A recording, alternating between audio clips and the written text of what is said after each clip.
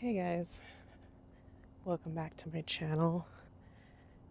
And today I want to talk about how your habits, unconscious habits, are predicting how your life ultimately goes. When we talk about our habits, what I'm talking about are the things that you do on a day-to-day basis that are destroying your vibration and preventing you from discovering your true nature, the nature that is within all of us, the essence of our being. And so the reason that you are unable to recognize that is more than likely what you do when you wake up in the morning is, instead of being intentional about your day, and I've been there too, so I understand, but you get up, immediately the stress starts, and you sit in traffic and get frustrated because people cut you off, or or whatever, or you're just stuck in a traffic jam on your way to work. And then you go to work and you stress for 8 hours because you don't feel like you can ever do anything good enough for the company that you work for. And then you go home and you watch TV for another 4 or 5 hours. You go to bed immediately after stressing yourself out from watching the news or just negativity on the television screen. You immediately go to bed and you get up and do it all over again the next day, instead of potentially being more intentional about your day. And I'm not saying to stay away from social media or anything like that. I'm saying that just to take time for yourself, to take time to be in silence, to take time to recognize that when a thought arises, there's also another thing within us that can witness or watch the thought. See, when people talk about witnessing our thoughts and creating some separation between us and our thoughts, it's not always about getting rid of all of our thinking. What it's really about is that recognizing that the ego is ultimately an illusion. And when we recognize that, we simply let peace reveal itself to us through creating that separation or that gap between our thoughts. If you're struggling to get to that point, then along with changing some of your habits, you can also ask the question, who am I? Who am I? Ramana Maharshi, I can't say his name, says, who am I? When you say, who am I, throughout the day, you're destroying all other thoughts, because it makes you ask the most important question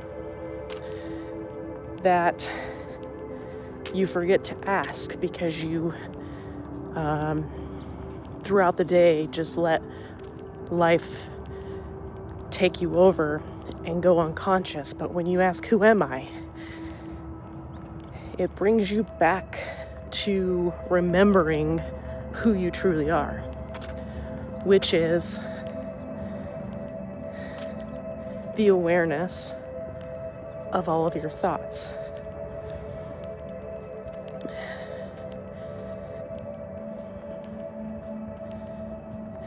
You cannot come to this realization while trying to control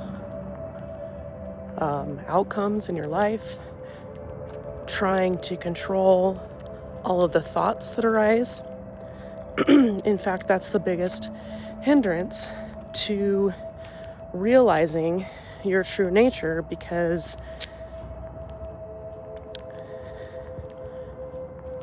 when you try to control thought, you become thought again, instead of what your true nature really is. Your true nature is the space between your thoughts. But when you try to control, which most of us, when it's a thought that we don't want to have, we try to control it instead of recognizing it as a thought, letting it come, and as it comes, noticing that there's a separate us that can watch that thought. This is where meditation becomes super important, and the whole idea behind meditation is to simply watch your thoughts. Don't try to control them. Don't try to judge them. Just watch them. So, getting back to your habits and being more intentional. This is also a part of being able to observe your mind more. And it doesn't come without sacrifice. That in order to dissolve a lot of the suffering that you feel, you might have to completely redesign yourself, maybe completely become somebody else. If you are the kind of person that loves to play video games, I'm not saying don't play video games. I'm just saying understand that if you play video games until 2 o'clock in the morning and then immediately go to bed, you're releasing a bunch of chemicals in your brain that the second that you wake up, you're going to wake up stressed. So if you can learn to, just shut it down, even an hour before bed, go do some meditation, go do some reading, go do something artistic, you're helping yourself tremendously and making your life more intentional.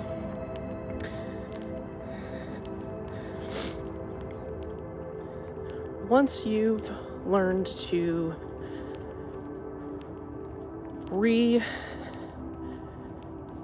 some of your habits and you start doing this work,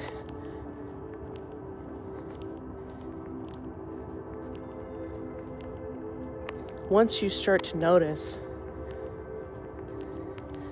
that there is a separate me, a separate I, beyond the ideas of form, you start to recognize that a separate me from the universe or something outside of me doesn't really exist. When you continue to ask the question, who am I? You're directing yourself inwards. When you direct yourself inwards, you dissolve any residue of pain that you may be experiencing, any emotions that you may be experiencing, and you see yourself as one with the universe. So that's the first key to changing your life around, is first change your unconscious habits. Second, recognize that there is no separate you. There is only the separation in which you're creating unconsciously. And live more in the body than whatever is going on in this world. I got cut off in traffic. Actually, we're gonna go this way because I think I'm going the wrong way. Actually, I didn't get cut off in traffic, sorry. Yesterday, this is the perfect example of someone who acts out of unconsciousness. I was stopped because the person in front of me was stopped, so I couldn't go. The person behind me started honking his horn at me unconsciously, mad at me, but did not realize that I could not go because the person in front of me wasn't going.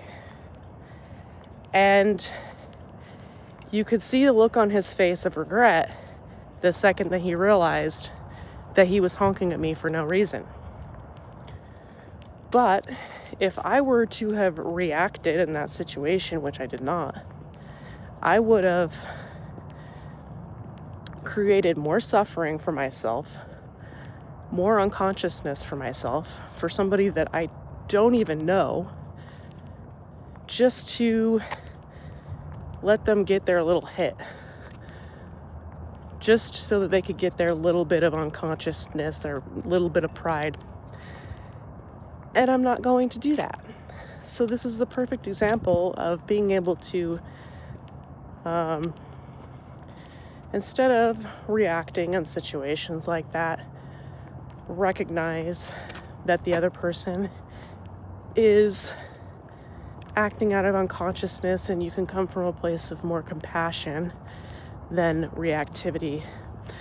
And then you don't have to regret blowing up later. You just have to be acutely aware that you still have a pain body and it may still want to arise at times.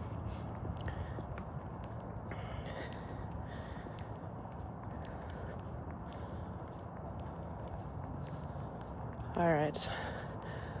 I'm lost on the trail right now. This is a new part of the trail. So now I gotta figure out how to get back to my car. All right, well, I'll talk to you guys later. Peace out. Bye.